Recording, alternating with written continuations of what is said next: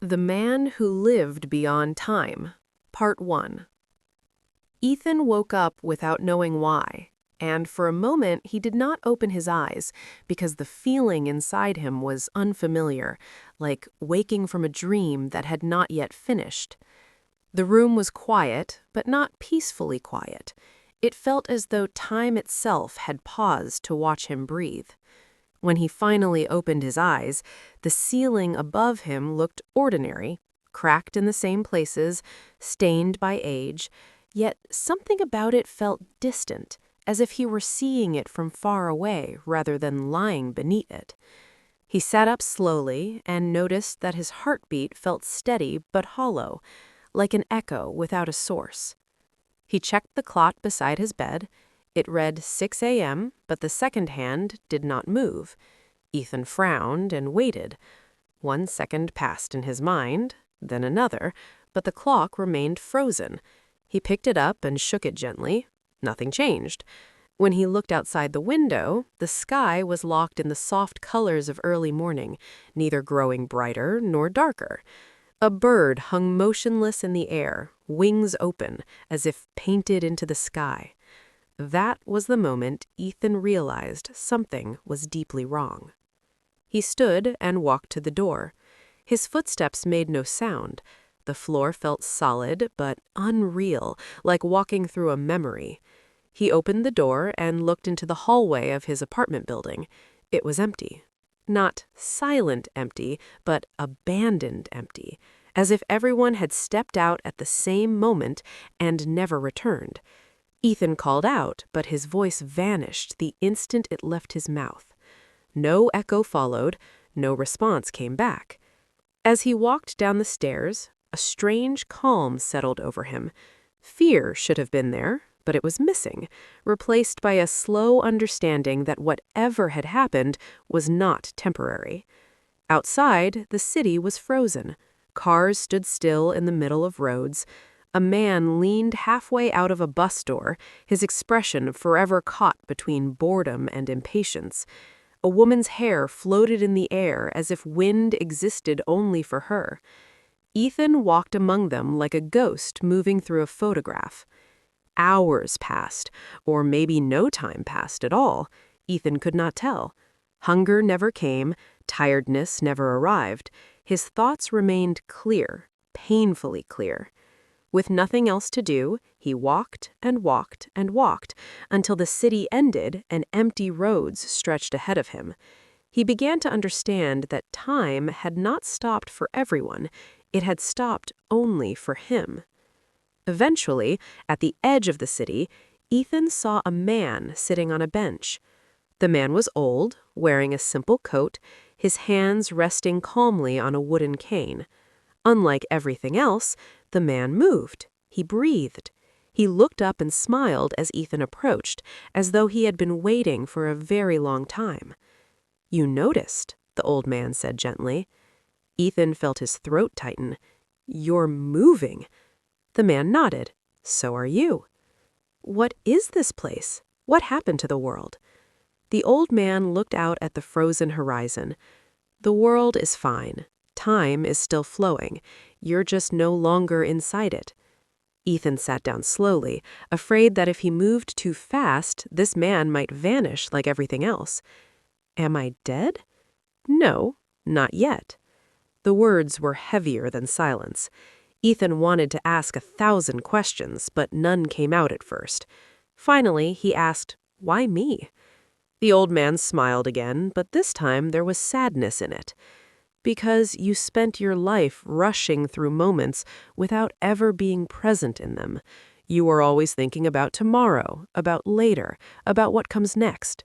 You forgot how to exist in now." Ethan shook his head. "That doesn't make sense. Everyone does that." "Yes, and most people are allowed to forget, but some are chosen to remember." They sat together, surrounded by a world paused mid-breath. The old man explained that Ethan had been removed from the flow of time, not as punishment, but as preparation. He would walk through frozen moments, observe lives without interrupting them, and slowly understand what most people never do. that time is not something you use, but something you live inside. Days, or the idea of days, passed as Ethan wandered the motionless world. He saw joy frozen on faces that would later break. He saw anger paused just before becoming regret. He saw love caught in small gestures people never realized were important.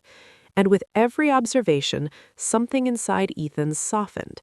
He felt emotions more deeply than he ever had before because there was nothing to distract him from them. One day, while standing beside a frozen couple arguing in the street, Ethan felt something new. Pain, not physical, but emotional. He understood both sides of the argument perfectly, and for the first time in his life, he did not judge either of them. He simply understood. That was when he realized the true purpose of his isolation. He was learning empathy without urgency, understanding without ego. When Ethan returned to the bench, the old man was gone.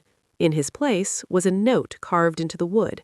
It read, "When you are ready to return, time will find you." Ethan sat there for a long while. He did not know how long ready would take, but for the first time in his life, he was not in a hurry to find out. The Man Who Lived Beyond Time, Part 2. Ethan remained on the bench long after the old man disappeared, not because he expected him to return, but because sitting there felt like a decision rather than a pause. And for the first time in his life, he did not want to rush away from a decision. The frozen world around him no longer felt frightening. Instead, it felt honest, stripped of motion and noise, showing him moments exactly as they were. When he finally stood, it was with a quiet sense of purpose, and he began walking again, not to escape the stillness, but to understand it. As Ethan moved through the city, he noticed details he had never cared about before. A child's hand tightly holding a parent's finger, frozen in trust. A man mid-step, about to cross a street he had crossed thousands of times without thought. A woman smiling at a message on her phone, unaware that it would be the last moment of peace before a difficult conversation.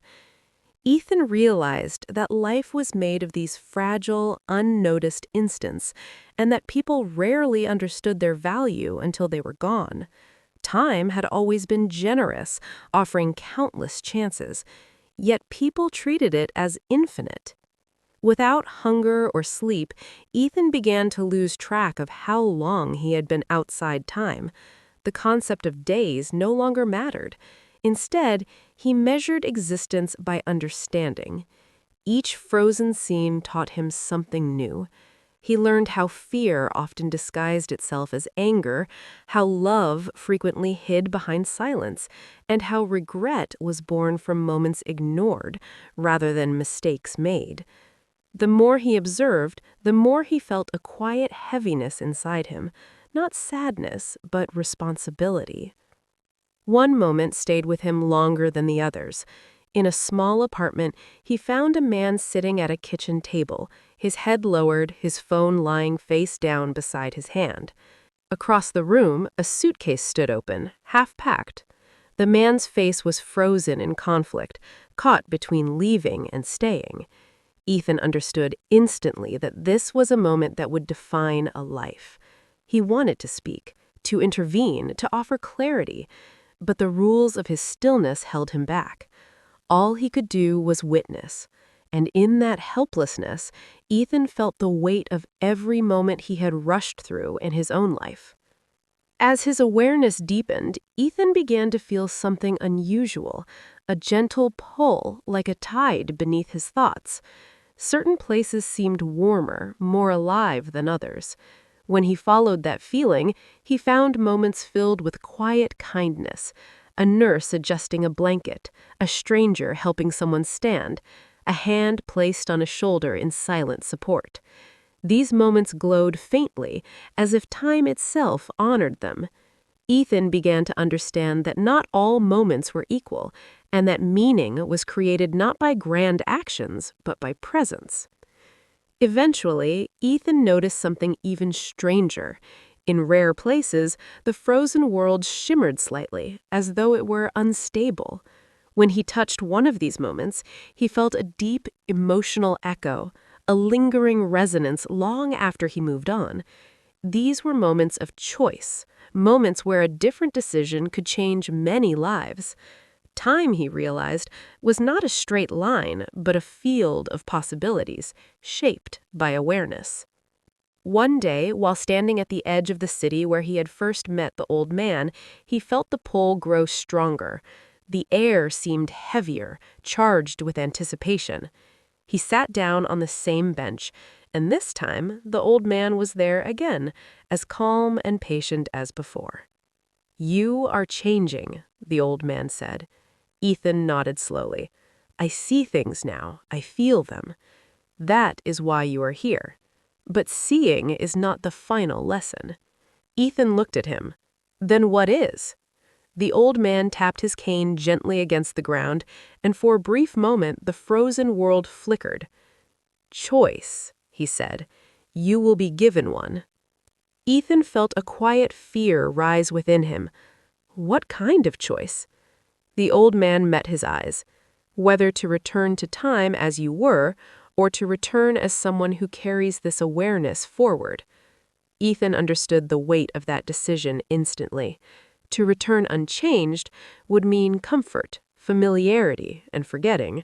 To return aware would mean living slowly in a fast world, feeling deeply in a world that avoided feeling, and carrying understanding that could never be put down.